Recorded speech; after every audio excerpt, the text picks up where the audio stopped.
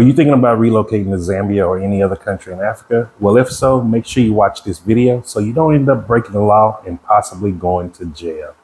Hey, Jason here. If you've been watching the channel, you've been seeing me as I'm now 9 years in this journey as an expat. I'm on my fourth country, third continent in the city of Lusaka, Zambia.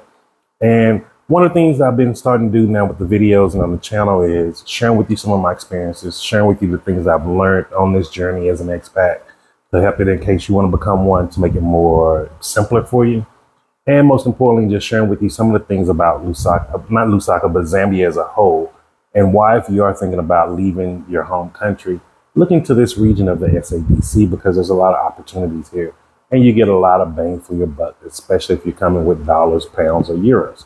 And so let's go ahead and get into today's topic. Today, we're going to talk about 3 things that are illegal in Zambia that you may just not know.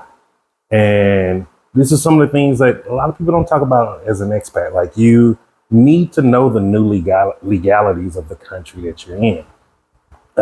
Some countries, some things that you can get away with in the United States is not legal there. I know some countries you can't spit on the ground. Some countries you can't raise your voice yelling at people.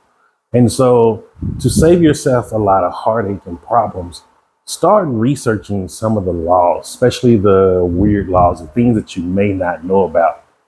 Because one thing I've learned and I've seen from other people who've been an expat also is when some people get in trouble with the laws, it's usually those little gray areas. It was things that they never even thought about because you don't think about those things, like especially if you're coming from the United States.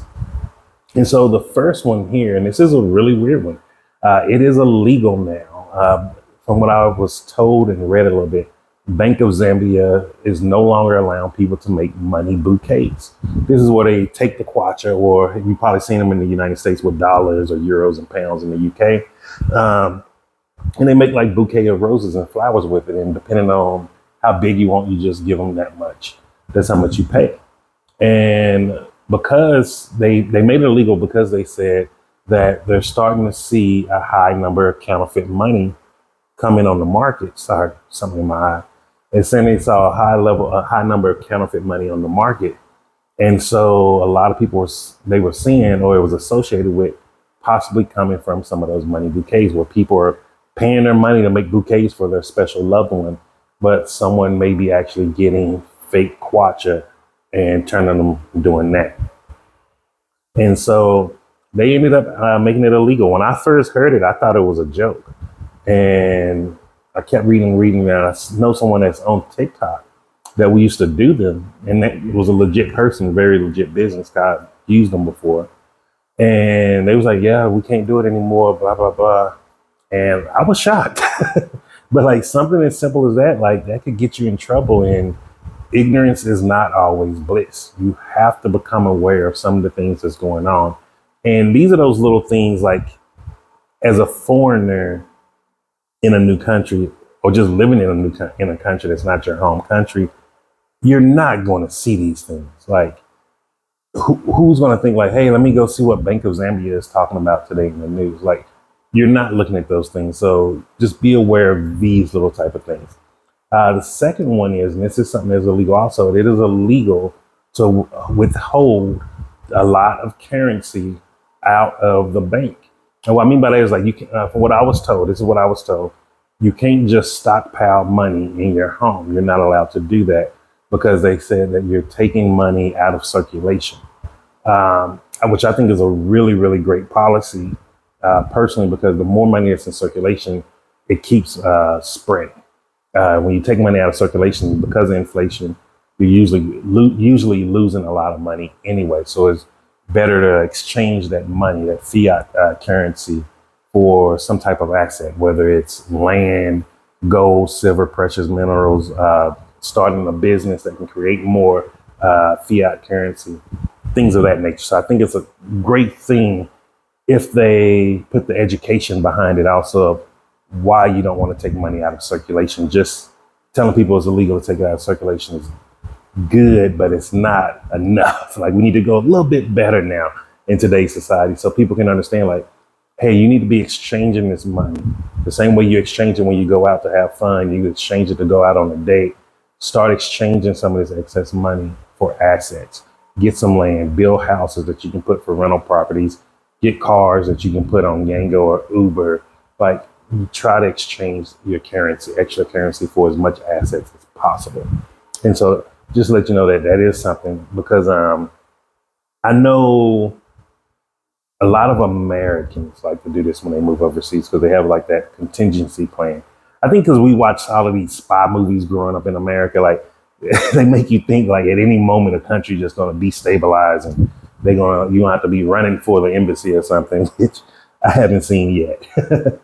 And so like even in Panama and Colombia, a lot of Americans would tell me like, yeah, I'm taking out extra money when the dollar rate is really high. I pull out a lot more. And so don't do that here. I don't know what the technical limit is. I was doing a quick research, but like I say, as someone who's not from here, I don't know the exact words to look for. I don't even know what the policy is called or the act or whatever it is. And so like maybe one day I'm gonna go by Bank of Zambia and see if I can get information on that. But I just once I got the information, I was like, at least let me let you know, and then I can do more diligence later to get exact numbers, amounts. Is it a daily thing? Like whatever else goes on with it, because these are things we all need to know.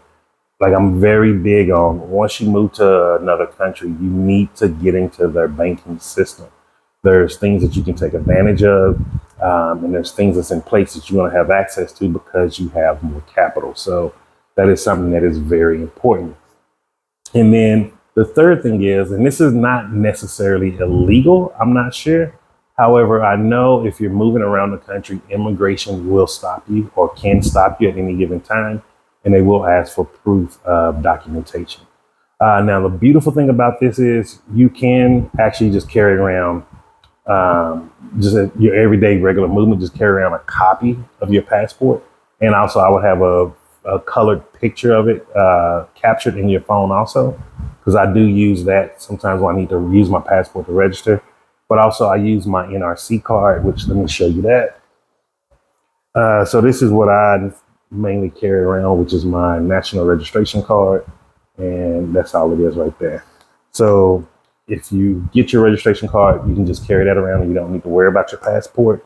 However, if you don't have your NRC yet, when you first get here, just have documentation on you. I know for Americans, this is something that you're not used to because we don't, it's not something that we have to do. It's not a law that you have to have identification on you. So once you leave the United States, just know in every country you go to, you need to have at least a paper copy and I would say a color photo captured on your cell phone also.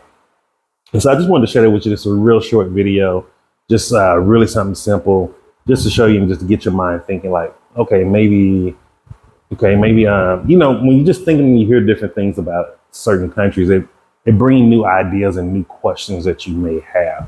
And I'm seeing all the questions that are coming in comments. I'm preparing to do videos on each and every last one. Some of them I'm actually needing to go and get some outside research, get more information on. And so if you have any questions or comments, just leave them down below. And just remember this, I'm Jason, and success is simple once you know how.